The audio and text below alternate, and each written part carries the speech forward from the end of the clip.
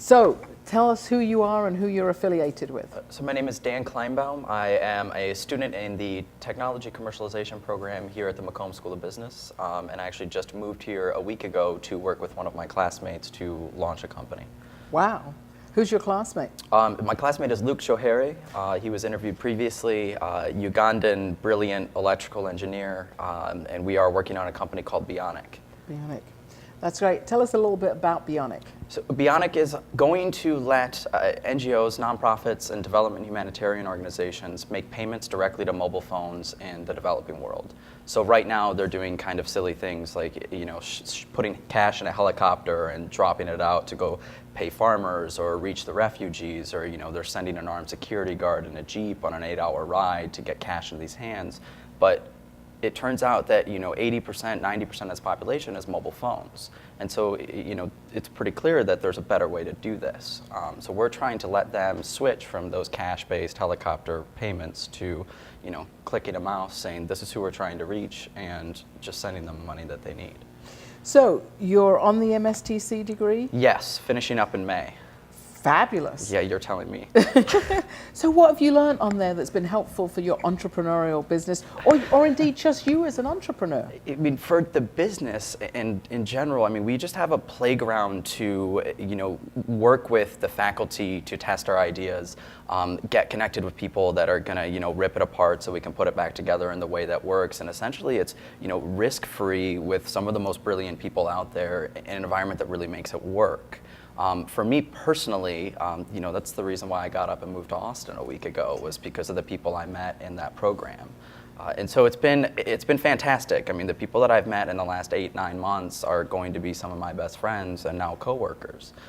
It's been a good experience. And you moved from where? I was in West Lafayette, Indiana. Mm-hmm. So I went to Purdue for undergrad, and I was living there for a little bit. And it's just not Austin. Well, we still think Purdue's great, but obviously we love the University of Texas. Yeah, absolutely. So did you think it was possible to go back to school and be an entrepreneur all at the same time? I still am not entirely convinced that it's possible. It's difficult. This program is really structured for people who want to be working while getting their master's programs. We have classes every other weekend, and I was doing consulting up until, I moved here. So which is nice because, I was working wherever my laptop is, and you have that flexibility.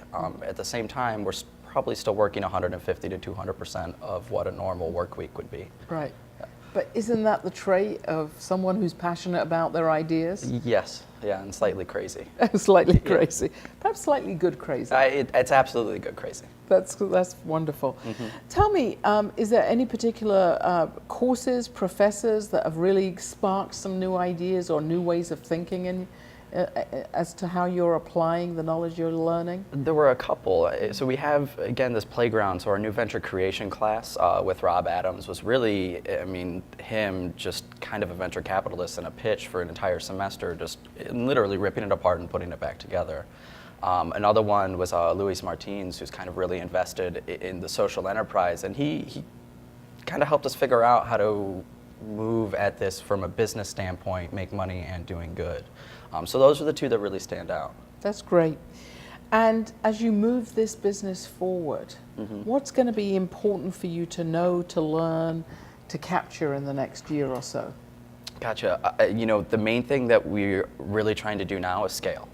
Right. So we're at the point where, we're looking for funding, we're looking for a seed round. With that, the goal hopefully in the next year is to be the first phone call that U.S. Agency for International Development makes when one of their implementing partners who are all over the world wants to make payments to mobile phones. Mm-hmm. That's the goal. And so this impact you're going to have, it's not just capitalistic by the sound of it. No, it's definitely not. There's some really kind of amazing things that you can do when you're connected to mobile phones. Some of the platforms that are being built, there's one really interesting one for agriculture where basically they just built a tool where farmers in the developing world can talk with each other and say, this is how much I'm selling whatever I'm growing, cassava today. And what happened is the markets got more efficient.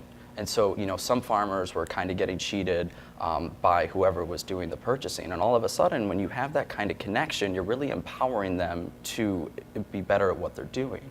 And this is doing that same thing. When you're connecting people to mobile phones financially, you're opening them to, all of a sudden people can have savings accounts. They're getting paychecks via mobile phone. They don't have to spend that money on cash. They're not securing it.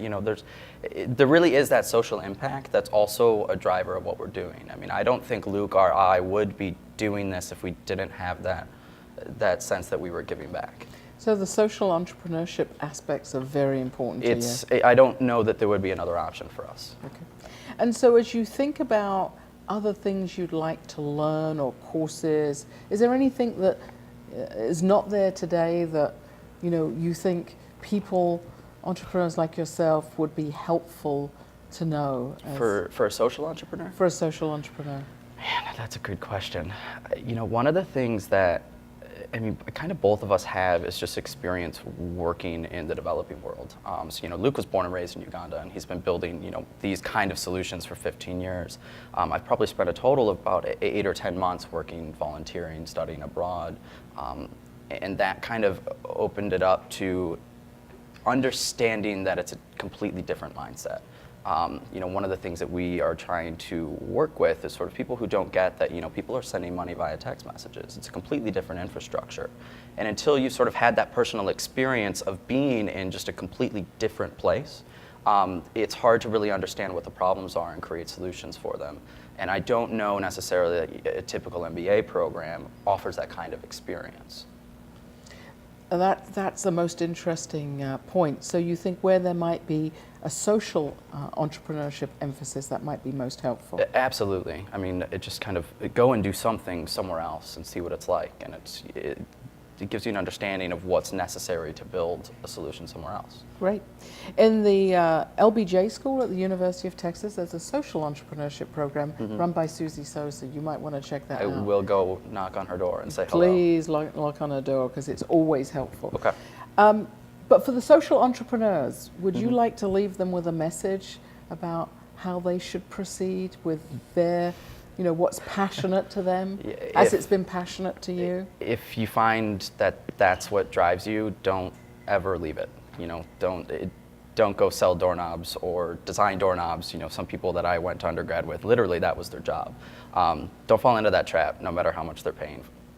Follow your passion. Absolutely. Be successful. Yes. You will be successful. Thank you very much. Thanks for being here. Yeah.